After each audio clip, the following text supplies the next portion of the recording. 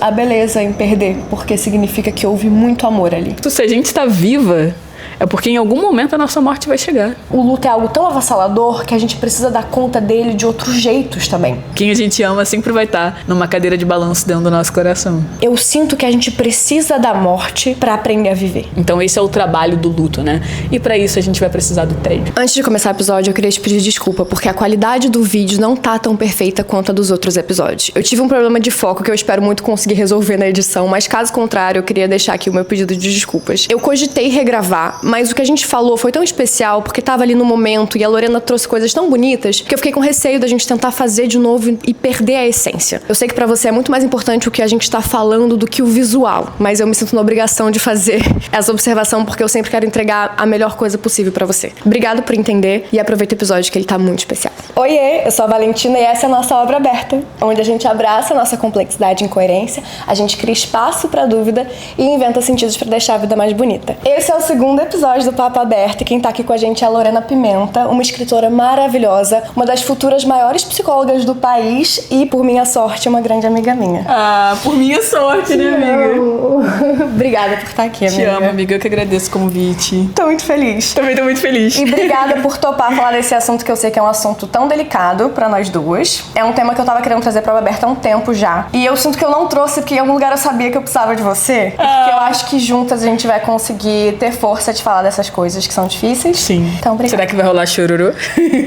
Olha, uma canceriana com uma ascendente em câncer. Mas eu sou uma canceriana que não chora. Ah, é? Você é esquisito. Vamos ver nos comentários se vai rolar chororô. Eu queria começar te perguntando, a morte na nossa sociedade, no Ocidente, ela é muito um tabu. Por isso, inclusive, que eu quis fazer esse episódio, porque eu acho importante a gente falar mais sobre isso. E eu venho me perguntando, e eu me perguntei muito na época que o Sachinha, que era meu padrasto, faleceu, se por acaso a gente tivesse uma sociedade... Gente, olha só, vai ter um bando de mudança de luz, tá? Já aviso, já abriu. Eu sabia que a Valentina ia falar isso. Ai, eu fico agoniada, mas tá tudo bem. Eu fico me perguntando, se a gente fosse uma sociedade que falasse mais sobre a morte, porque afinal a única certeza que a gente tem na vida é da morte, é que um dia vai acabar, é só uma questão de quando. Será que isso tornaria o luto mais fácil ou de fato não tem nada que nos prepare para a morte de quem a gente ama, porque é uma dor inexplicável?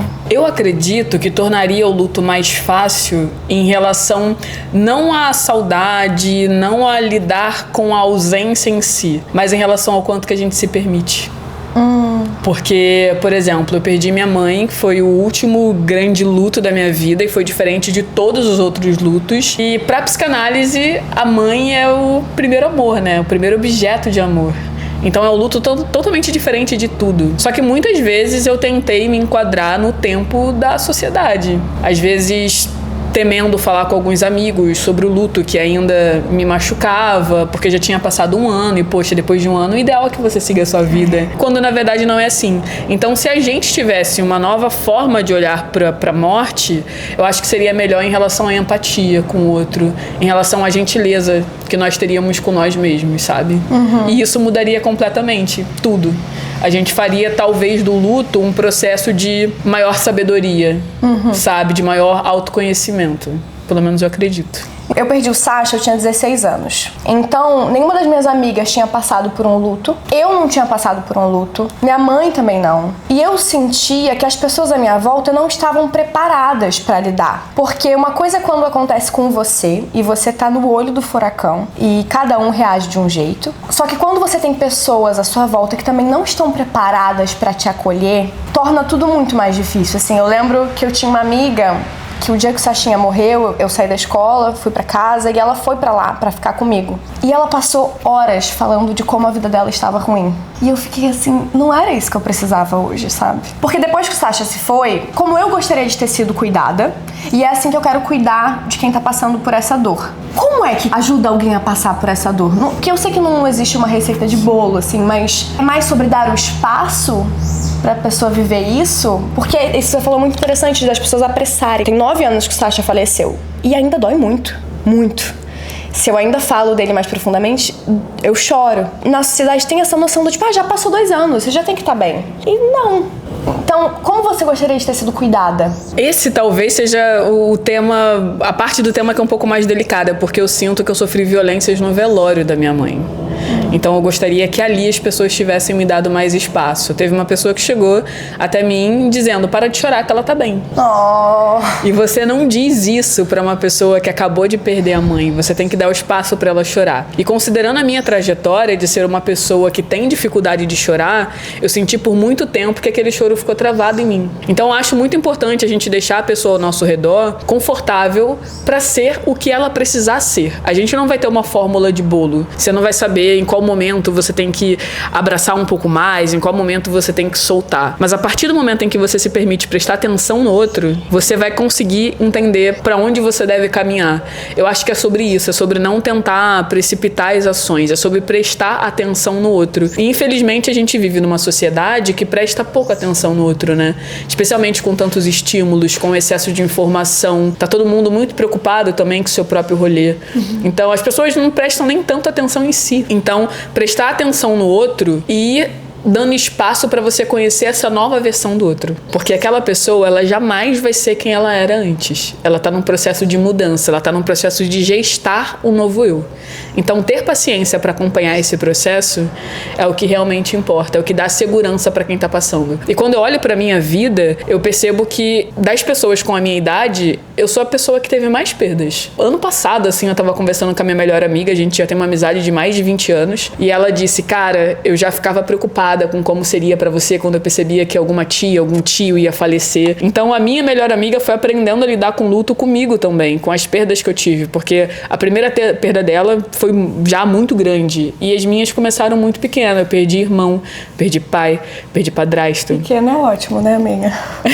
Não é nada de pequeno, perder um irmão, perder um pai. Não, mas assim, de eu ter tido pouca idade, assim. Elas começaram quando eu era pequena, sabe? Eu perdi todos os meus tios, todas as minhas tias, um irmão de 26 anos que morreu eletrocutado, tendo uma saúde muito boa, a minha mãe, o meu padrasto, o meu pai, e cada luto foi muito diferente um do outro. Por exemplo, o meu pai foi um luto mais difícil em relação ao que poderia ser, e não a falta dele.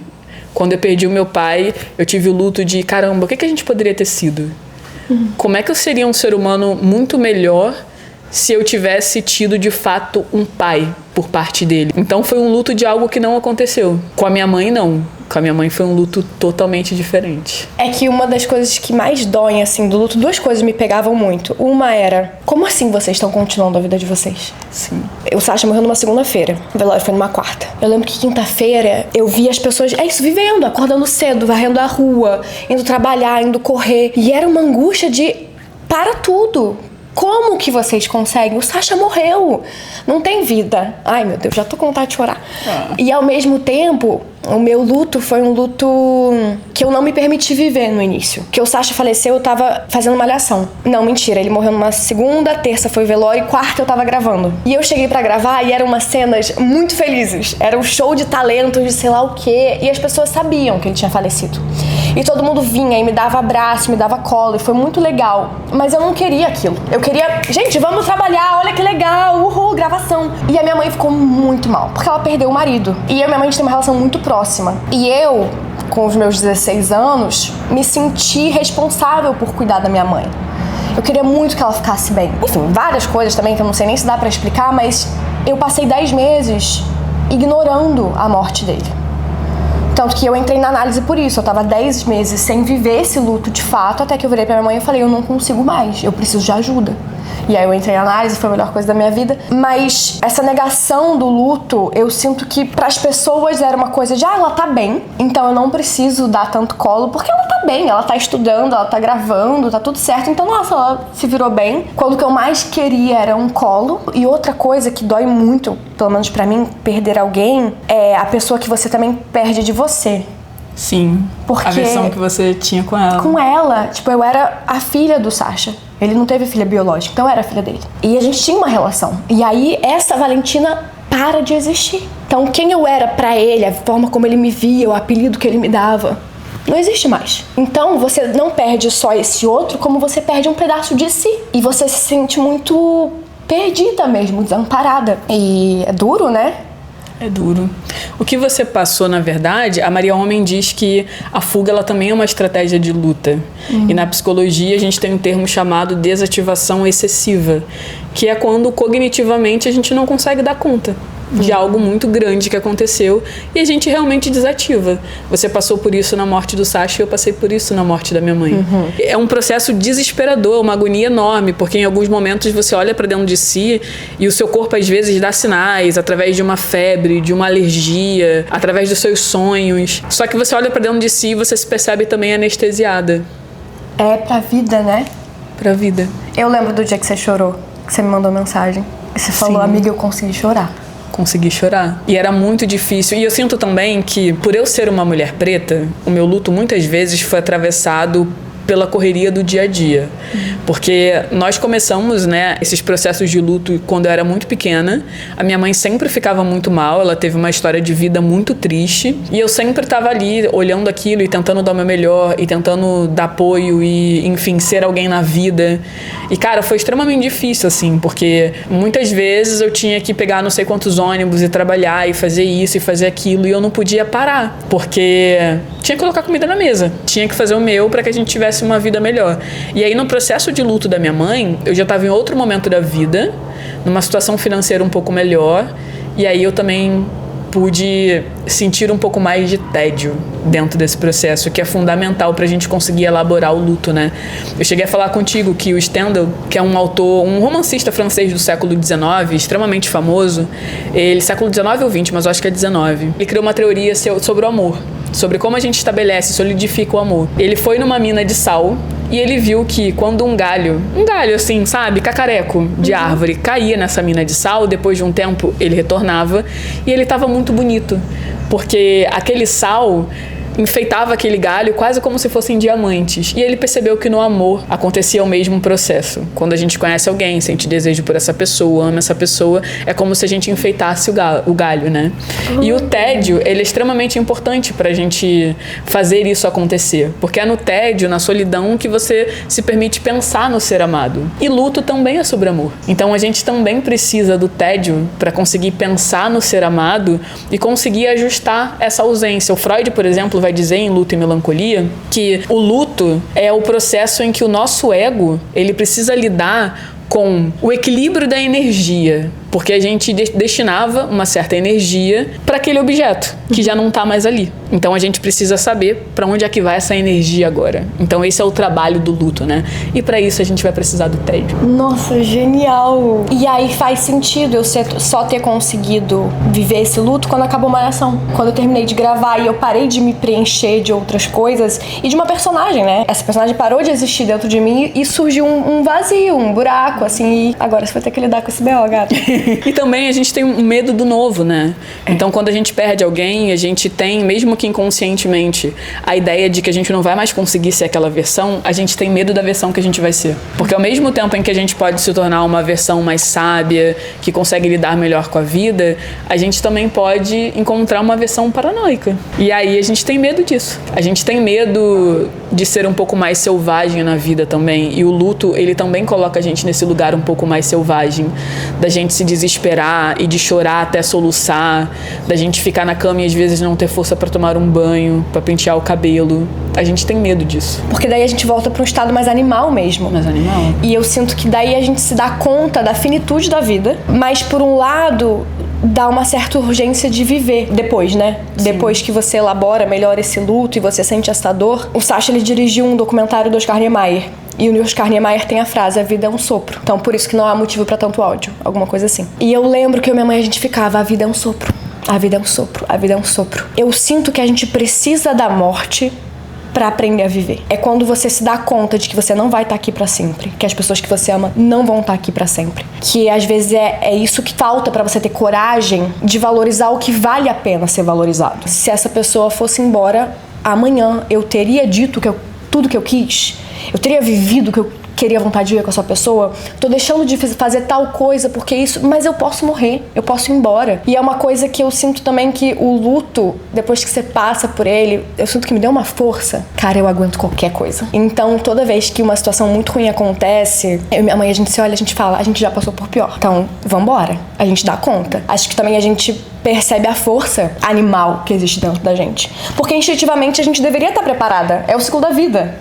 Mas a gente foge. Eu acho que a gente tem esse desejo de ser eterno, né? De ser imortal. Eu lembro que quando meu pai morreu, eu ia pra biblioteca da cidade e lia muitos trechos de vários autores. E teve um de Shakespeare que me marcou. Você falou da frase do Oscar, né? E eu lembrei dessa, que é: não importa em quantos pedaços seu coração foi partido, o tempo não para que você o conserte. Por isso, plante seu jardim e decore a sua alma ao invés de esperar que alguém lhe traga flores. Nossa. E a morte, ela ensina sobre isso. A morte, ela me ajudou a aprender a valorizar mais a vida e me ajudou a aprender a amar melhor. Porque quando a vida, ela é uma penitência, a morte é um alívio. E eu descobri isso no processo da minha mãe, onde eu a vi agonizando. Até que chegou um momento em que parece que eu estive no ponto de maior nível de amor pela minha mãe, que foi quando eu me ajoelhei e falei: Deus, se não for pra acontecer um milagre, faça minha mãe descansar. E ali eu percebi, cara, eu nunca amei a minha mãe tanto quanto agora. Nossa. E não é que eu tivesse sido uma filha ruim, não. Muito pelo contrário, eu fui uma filha ótima. Eu amei minha mãe demais e demonstrei muito. Mas no momento em que você aceita abrir mão da pessoa que você ama, para que ela consiga estar em paz, para que ela consiga não sentir mais dor, para que ela consiga descansar, é o momento em que você aprendeu de fato o que é o amor. A morte, ela me ensinou isso sobre o amor, sabe? Sobre você amar tanto alguém ao ponto de permitir que essa pessoa vá. E a gente também precisa normalizar um pouco a morte, porque a gente também vai passar por isso. E a morte também expande as nossas possibilidades de amor, porque a gente percebe que apesar da pessoa não se encontrar mais fisicamente ao nosso redor, a gente encontra novas formas de amá-la. Eu acho que a gente acaba incorporando também a pessoa na gente. Ela não tá pra sempre perdida. Sejam hábitos ou manias que aquela pessoa tinha. Eu sou uma pessoa que eu odeio o número ímpar. Perdão. Nossa, que pecado! Eu falei errado. Eu odeio o número par. Eu amo o número ímpar. Eu vou gravar esse vai negócio, postar, vou fazer um meme. Não vai. Eu odeio o número par. Eu amo o número ímpar. E eu só escrevo com letra minúscula. Por isso que a obra aberta é minúscula. Tudo que eu escrevo é minúsculo. Letra minúscula eu adoro. E o Sasha tinha muito isso. E as pessoas ficam... Por que você tem isso? Foi a forma que inconscientemente eu encontrei de fazê-lo viver em mim ainda. Sim. Então toda vez que eu escrevo com letra minúscula, toda vez que eu odeio o número par e que todos os meus relógios são vou acordar às 7h07 da manhã, é uma forma dele estar comigo. Você sente que o luto fez você mudar a sua noção de tempo? Fez eu mudar minha noção de tempo completamente. O tempo passa diferente sem a pessoa que a gente ama, né? Pelo menos no sentido físico.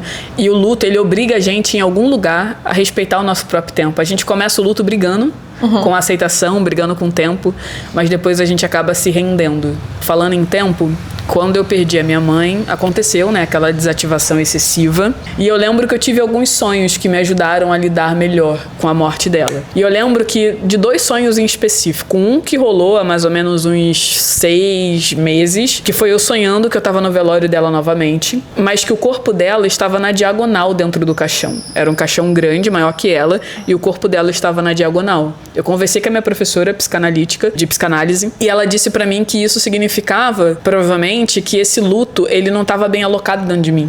Uau! E aí eu comecei a refletir muito sobre isso, tive outros sonhos. E aí eu passei por todo um processo no final do último ano, porque a vida, ela acontece enquanto a gente passa pelo luto. Então, às vezes, o nosso luto é atravessado. Ele precisa de algumas pausas pra gente sofrer por outras coisas também. E celebrar outras coisas também. E o meu luto passou por esses atravessamentos, sabe? Porque, por exemplo, a minha irmã mais velha infartou quando minha mãe morreu, perdeu o emprego, entre outras coisas. E aí eu passei por um processo muito individual de sentir que, cara, existem resquícios dessa dor imensa dentro de mim, dessa dor um pouco mais forte, assim, do luto, e que tá precisando sair de mim. E aí, na semana passada, eu tive um outro sonho, que eu tava novamente no velório da minha mãe, só que dessa vez o corpo dela estava ok dentro do caixão, no formato certo, e eu chorava porque finalmente eu tinha entendido que ela tinha partido. E aí eu percebi que aquele novo sonho marcou pra mim o símbolo de que eu aceitei. Sabe, a minha mãe tá em outro lugar agora, esse luto dentro de mim está finalmente elaborado. Claro que eu vou sentir saudade pra sempre, mas foi um processo importante, de prestar atenção nos meus sonhos, no quanto que eles mexiam comigo, não achar que é besteira, porque eles também passam recados. Isso de o luto tá mais realocado dentro de você, eu vi uma gringa falando sobre isso no TikTok, é uma metáfora muito interessante sobre o luto e glitter. Você viu isso? Não vi. Não viu? Eu achei muito interessante. É assim, o luto é igual glitter. De início, é como se alguém tivesse pegado vários potes de glitter e jogado em cima de você e na tua casa. Faz sentido. É uma bagunça. Tem glitter por tudo quanto é lado. E parece que aquilo nunca vai embora. Com o passar dos anos, esse glitter vai sumindo. Mas aí um dia, numa segunda-feira à tarde, você vai achar um glitterzinho embaixo da sua garrafa. E aí você vai sentir a dor daquele glitterzinho. Porque o glitter nunca vai embora. Então ele vai estar espalhado por cantos. Mas aí você acha bonito. Porque daí é um glitterzinho que tá preso numa garrafa. E é bonito quando você vê um glitterzinho assim brilhando, né? E que o luto é isso. Ele nunca vai embora, de certa forma, mas a gente pode se ressignificá-lo aos poucos. E aí para de doer tanto e ser tão angustiante e passa a ser nossa, aquela risada era muito gostosa. E a gente para também de querer se agarrar a coisas que não necessariamente prendem aquele ser a gente. Por exemplo, quando a minha mãe faleceu, eu lembro que eu tive muito apego a alguns objetos da casa. Então, a minha mãe, ela tinha um cortador de alho que ela amava. Aquele cortador de alho quebrou e eu mantive ele quebrado em casa, porque eu não estava pronta pra jogá-lo fora. No processo de mudança, eu me mudei, gente, no final do ano passado. Tá pertinho de mim, graças a Deus. Agora tá pertinho da... Mais ou menos. Porque eu vim pra cá, ela foi pra bem longe. Eu tô mais longe agora.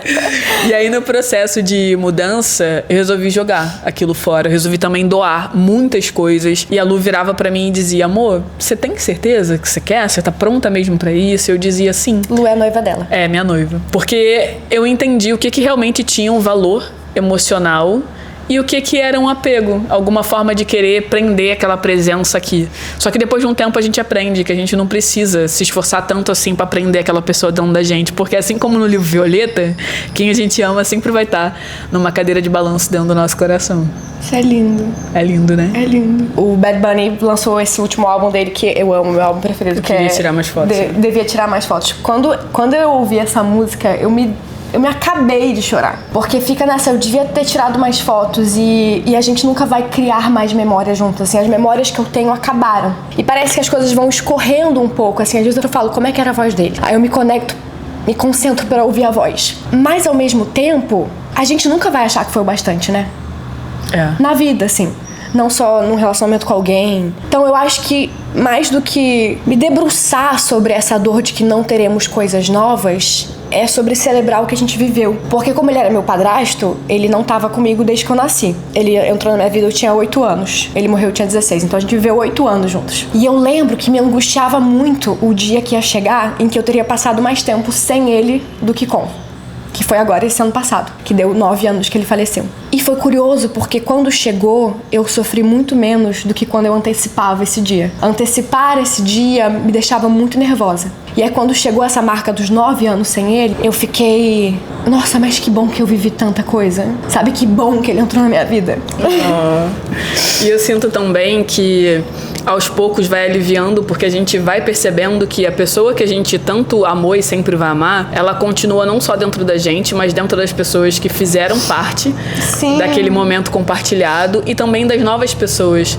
Por exemplo, o Sasha, ele não chegou a me conhecer, mas eu tenho certeza que eu estar na sua vida agora, nesse instante, falando sobre o luto contigo, também é obra dele. Então eu sinto que até mesmo as pessoas novas que vão entrando na nossa vida são pedidos desses seres de luz, assim, pra que a gente consiga viver a vida melhor. Sim. Sabe? Eu fiz um filme agora no meio do ano passado, e o ator que faz meu pai, quando ele se conheceu, ele falou, eu trabalhei com seu pai.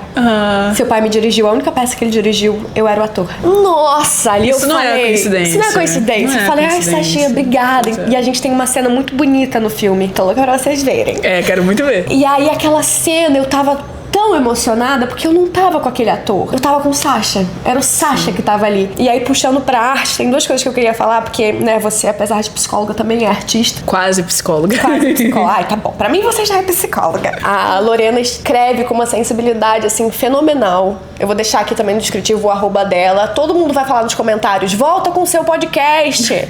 Vou voltar, gente, pra ela esse voltar, ano. porque essa mulher fala que é uma maravilha, entendeu? Eu tenho sorte de receber podcasts pessoais. Ela me manda podcasts pelo WhatsApp, eu adoro. Eu sinto que a arte tem um papel tão importante no processo de luto. Sim. E tem 2 filmes que estão agora concorrendo ao Oscar que falam do luto. Não sei se você assistiu já o Hamnet e o Valor Sentimental. O Valor Sentimental não, mas Hamnet, na verdade, não assisti, mas eu li o livro e terminei é verdade. há umas 2 semanas. Eu tenho que assistir. Nossa, quando você assiste, você me fala. Vou falar. Porque... eu confesso que eu tô até com um pouquinho de medo. Hamnet eu vi ano passado, que lançou antes em Nova York. E foi o filme mais lindo que eu vi em 2025. E Valor Sentimental até agora é o filme mais bonito que eu vi esse ano. E os 2 falam de luto, de formas diferentes, né? E eu até peguei uma fala da Chloe Zhao, que é a diretora de Hamnet. Aí eu vou ler pra você. E pra você também. Quando falamos sobre o luto, nós falamos sobre o luto. Nós tentamos racionalizá-lo, tentamos dissecá-lo, tentamos dar sentido a ele por meio de palavras. Isso ajuda até certo ponto.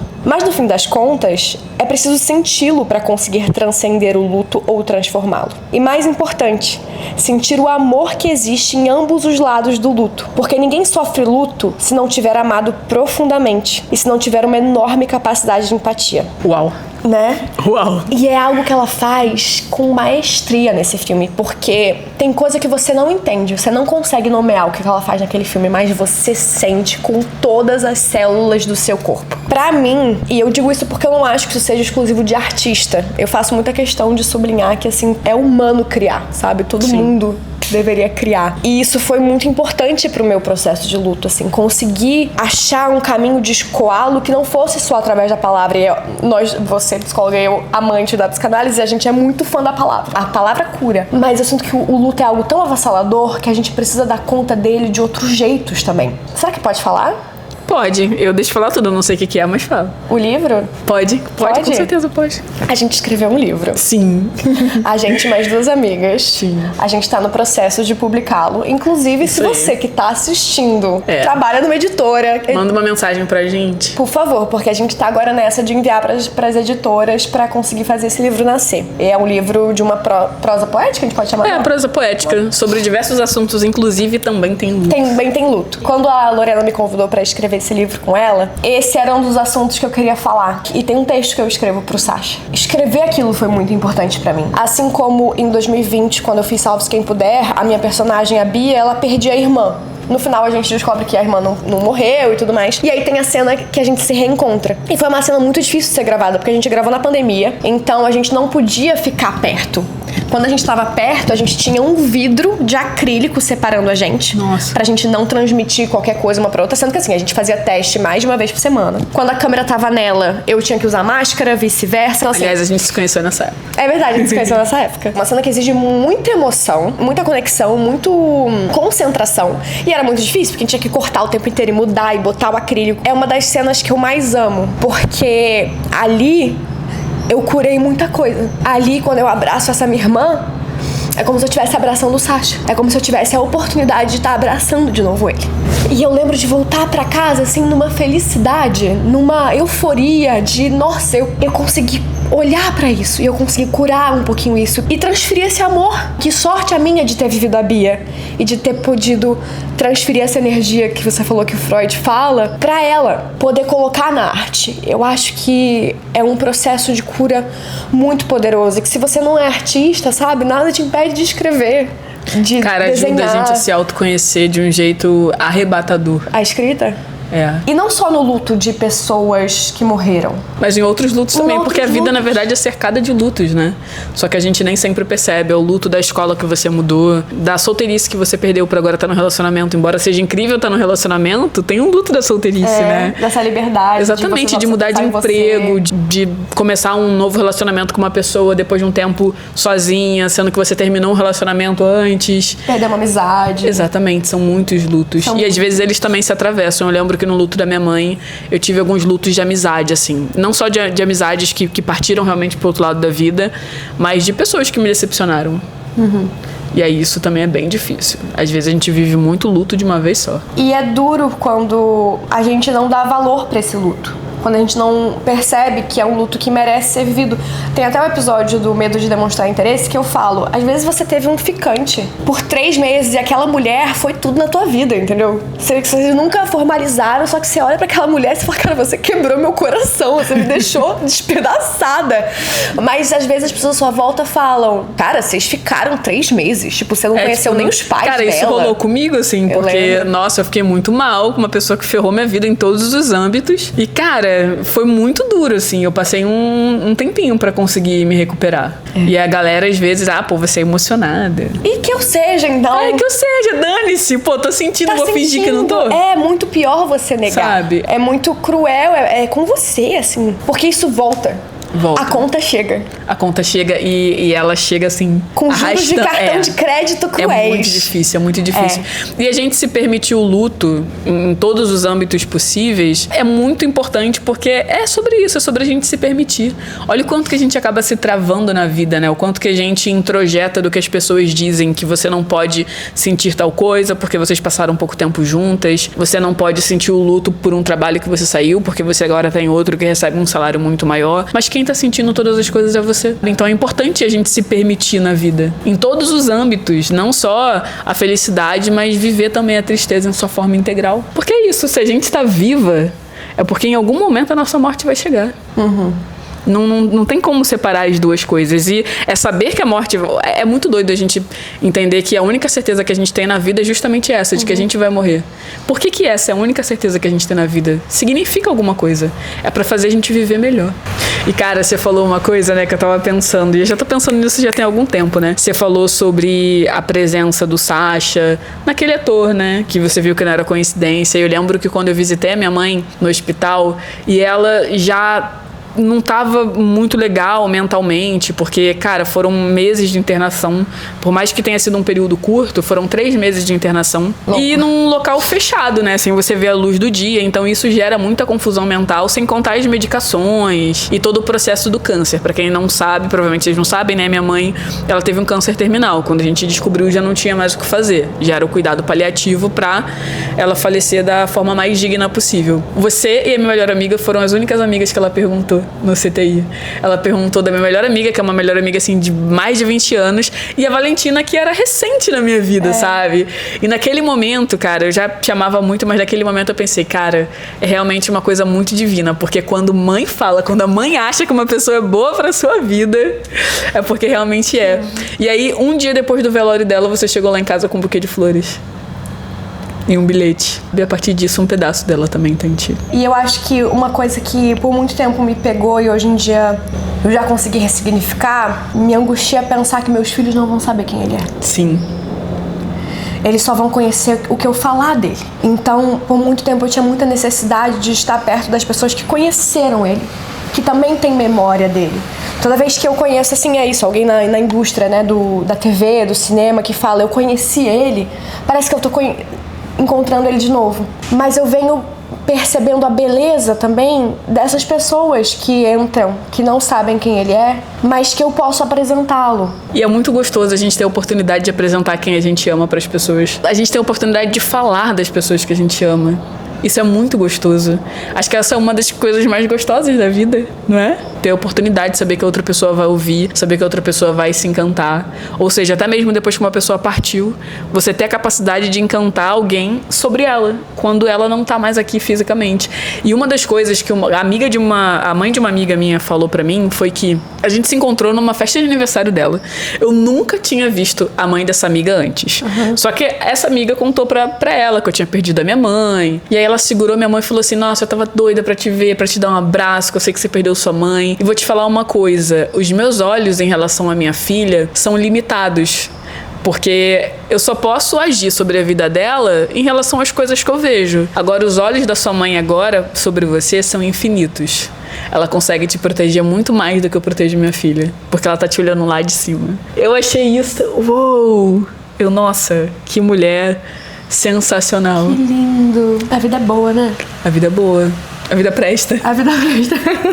A vida presta. E, cara, a fé também, pra quem exerce alguma fé, ela ajuda muito a gente nesse processo, né? Porque a gente começa a ver o quanto que todas as coisas faziam sentido. Por exemplo, antes da minha mãe falecer, eu recebi uma ligação de madrugada da minha sobrinha. Atendi, ela tava chorando. E minha mãe estava justamente na casa dela, na região dos Lagos. E eu fiquei desesperada. Nossa, minha mãe morreu pra ela me ligar essa hora chorando. Só que não, era sobre o término de um relacionamento. Ela, na verdade, estava perto de mim, eu não sabia. Só que a minha cabeça não conseguiu quebrar o que tinha criado, de que a minha mãe tinha morrido. Então eu lembro que, a partir daquele momento, eu tive um dia péssimo, um dia de choro. Eu cheguei a falar com a minha mãe no telefone, precisei de uma consulta de emergência com meu psicólogo, porque minha cabeça ainda assim não conseguia entender que a minha mãe estava viva.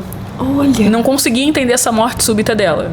Corta para todo o processo de morte da minha mãe, que muitas vezes eu me questionei, nossa, por que tão lento? E aí, um dia, em silêncio, uma voz veio no meu coração. Você percebeu que se ela morresse subitamente, você não suportaria? E aí todas as coisas começam a fazer sentido e a gente percebe que tudo acontece pra gente conseguir suportar da melhor forma possível, por mais difícil que possa parecer. A Lu, minha noiva, por exemplo, chegou na minha vida pouco antes da minha mãe partir. E eu não sabia, mas ela teve uma conversa com a Lelê, que é uma grande amiga, e nessa conversa ela disse pra Lelê: agora eu passei o bastão pra Lu. Agora vai continuar com ela. E a Lu do meu lado foi imprescindível para que eu conseguisse suportar todo o luto, sabe? Então todas as coisas vão acontecendo de uma forma que, se a gente for parar para observar, a gente consegue suportar essa dor maior devido ao acontecimento delas, sabe? Tudo acontece como tem que acontecer. Por mais difícil que seja. Também. Isso me dá muita força. Para todos os lutos, pra vida, para as dificuldades da vida, assim. Eu tava até... Engraçado você falar isso, que eu tava pensando nessa frase ontem. Falei assim, cara, tudo acontece por um motivo. E muito de entregar, assim, pra Deus, pra universo, pro que você acredita. E aí, ao mesmo tempo, eu gosto muito de debater mentalmente comigo mesmo, né? E aí, na minha mente veio alguém que sou eu, um lado meu, né? Querendo debater essa frase do tipo, cara, mas isso você só tá acreditando nisso pra suportar uma dor. Tá tudo bem. Ou pra passar por alguma coisa. Aí eu pensei, se eu tenho a possibilidade de ter fé no que quer que seja, se eu tenho a possibilidade de acreditar que a vida é mágica e eu tenho a possibilidade de acreditar que a vida não é mágica, sendo que até a morte eu não vou ter certeza se uma é verdadeira ou a outra, a única coisa que eu sei é, se eu acreditar que a vida é mágica, eu vou viver melhor, por que eu acreditaria que a vida não é mágica? Exatamente. Eu acredito muito que existe um ser, que no meu caso eu chamo de Deus, que cuida muito da gente, sabe? Então, pra mim, em todos os processos de lutos da vida, sejam eles por morte de uma pessoa querida ou por uma separação, ou seja lá o que seja, o que for, é super importante exercer a fé. Perceber a fé. E uma coisa que rolou, né, em relação à morte da minha mãe, que eu achei bem bonita, teve um dia que eu tava muito mal, assim, um dos piores dias em relação ao luto da morte dela, e tinha uma borboleta branca tava voando. Esperando você falar isso. E a minha mãe, ela sempre dizia que quando pessoas da nossa família partiam, elas voltavam em forma de borboleta. Ela começou a me dizer isso quando meu irmão partiu. E aí aquela borboleta tava voando, né? Aí eu lembro que eu cheguei na internet e escrevi, fiz um story pra compartilhar com as pessoas o que tinha acontecido. E aí uma pessoa, que eu não me lembro quem é, comentou: você tá vendo só, do outro lado existe saudade também. Ai, nossa. A gente só pensa no nosso lado. Cara, que curioso você falar isso, que eu já ia fechar, mas vou falar uma última coisa. Um amigão meu, o Lucas, que é quem... O do livro aqui que eu te mostrei, que é o Lucas Amigo, Você Está no Meu Coração, Eu Te Amo, que é quem colore os episódios. Ele me indicou esse filme chamado Ghost Story, então em português, sei lá. Eu vou botar no descritivo o nome do filme. Uma história de fantasma, não sei se é a tradução, mas enfim. É esse casal que mora nessa casa, ela tá querendo se mudar, ele não quer sair dali e ele morre. Só que o filme é pela perspectiva do fantasma dele. Nossa. Muito bom, virou um dos meus preferidos, assim. E é esse cara que ele volta pra essa casa. E aí ele vê essa mulher. A gente percebe a saudade que ele tem da vida dele e dessa mulher. E é isso, assim, a gente pensa muito na nossa saudade, mas e a de quem foi? Que eu nem sei, é engraçado, né? Porque eu tenho tanta fé misturada, eu acredito em tanta coisa, que às vezes as minhas fés, elas se juntam. Elas se juntam, mas elas se negam também. Do tipo, eu acredito em reencarnação, mas eu não sei se eu acredito em reencarnação. Entendeu? Eu me dou uma misturada. Do outro lado também existe. Você tem medo de morrer? Eu tenho medo de morrer. Por 2 pontos, assim. Primeiro, que eu tenho medo de doer. Sou um pouco frouxa nesse aspecto. Você é mesmo. E segundo, principalmente por conta da Lu, assim. Porque eu tenho muita vontade de viver todas as coisas mais incríveis do universo com ela, sabe? E eu quero passar minha vida inteira com ela e viver o máximo possível. Então, por exemplo, se eu tô em casa e aí eu sinto alguma coisa estranha no meu corpo, eu já começo a pensar, nossa, se eu partisse agora, a Lu ficaria arrasada, não sei o quê. Eu acho que é isso, meu maior medo de partir é não querer que ela sofra. Impossível, né? A gente vai sofrer. É, a gente vai sofrer. O que você diria pra quem acabou de perder uma pessoa muito importante? Na verdade, você não perdeu. Você só precisa encontrar uma nova forma de continuar essa relação. Eu acho que quando a gente perde alguém, a gente tem essa ideia, né, de perda realmente. Mas na verdade não é uma perda, é só uma nova forma de se conectar. Nós vivemos aqui na Terra e a gente só acredita naquilo que a gente vê, naquilo que a gente pode tocar, naquilo que a gente pode ouvir. Mas existem outras dimensões. Agora, se você for uma pessoa cética, que não acredita em outros planos, entenda que você pode confiar naquilo que você já tem, que são as memórias. Eu falei pra ti que no livro Violeta tem um trecho que diz: há o tempo de viver, há o tempo de morrer e entre eles há o tempo de recordar. Eu sinto que a recordação nos salva da dor. Então confie nas recordações que você tem com essa pessoa e entenda que você vai ser feliz de novo no tempo que você tiver que ser. Que as coisas podem coexistir também. Quando a gente tá num processo de luto, muitas vezes a gente sente que a gente vai ficar mal eternamente, em todos os dias, em todas as horas, quando na verdade não é assim. Então só tenha paciência contigo, sabe? Tente não criar hipóteses sobre o futuro, tente não criar certezas sobre o futuro. Viva um dia de cada vez, da melhor forma que você conseguir, se amando, se cuidando, porque faz parte do processo da vida. A gente ainda vai perder muitas pessoas, isso é inevitável. Então a gente precisa... O preço de amar é perder. E que se esse for o preço, vale a pena demais amar. Vale muito a pena. Tá tudo bem você ser feliz no luto. É, tá tudo no bem. sentido de vão ter dias que vão ser bons. E isso não quer dizer que você ama menos a pessoa. Você não precisa se sentir culpada por você ter, uma semana depois desse falecimento, você tá rindo com uma amiga. Porque o luto, ele não é óbvio. Ele tem altos e baixos, ele te pega de surpresa 2 anos depois, 5 anos depois. Às vezes é numa manteiga que cai pra fora do prato, Sim. às vezes, sabe? São coisas tão simples. É num cheiro que você encontra. Toda vez que eu cheiro alfazema, eu lembro do Sasha. O processo não é linear, ele não vai ser. Então, existe espaço pra felicidade, existe espaço pra celebrar a vida, porque a vida não é uma coisa só. E é isso, a beleza em perder, porque significa que houve muito amor ali. E o luto, ele não é uma pausa da vida, ele é um processo que faz parte da vida. Eu acho que é importante a gente entender isso, sabe? Que as coisas, por mais que a gente não queira, elas vão continuar acontecendo. Novas pessoas vão continuar chegando. Novas histórias vão continuar roubando a nossa atenção. Isso é ruim, porque em certo nível a gente gostaria que o tempo congelasse, mas também é bom, porque nos salva dessa morte em vida, que muitas vezes a gente vive, nem que seja por alguns segundos, por algumas horas, que é essa dor gigantesca em relação à pessoa que partiu para um outro plano, sabe? Eu sinto também que o que mais me conforta em relação à morte é saber que isso também vai acontecer comigo. Quando alguma pessoa que a gente ama parte, a gente sente que o pior que poderia acontecer rolou com ela. E ao mesmo tempo em que a gente sente saudade, em que a gente sente dor, em algum nível a gente também sente pena, porque a gente não queria que essa pessoa passasse pelo processo da morte. Só que é inevitável, a gente vai passar também. Essa pessoa só precisou passar em outro período antes da gente. É isso. É isso. Te amo. Te amo, amiga. Obrigada a você por ter assistido aqui com a gente. Eu espero que alguma palavra tenha confortado seu coração. Sim. Se você souber de alguém que tá passando por isso, chama pra conversar com a gente também. E se você quiser ou pensar em algum conselho ou alguma frase que você leu que te ajudou, deixa aqui também nos comentários pra gente poder ir criando um núcleo de acolhimento. E siga o podcast Obra Aberta. É o melhor. É o melhor. Mas daqui a pouco ela vai voltar, é bom demais também. Beijo. Beijo, tchau, tchau.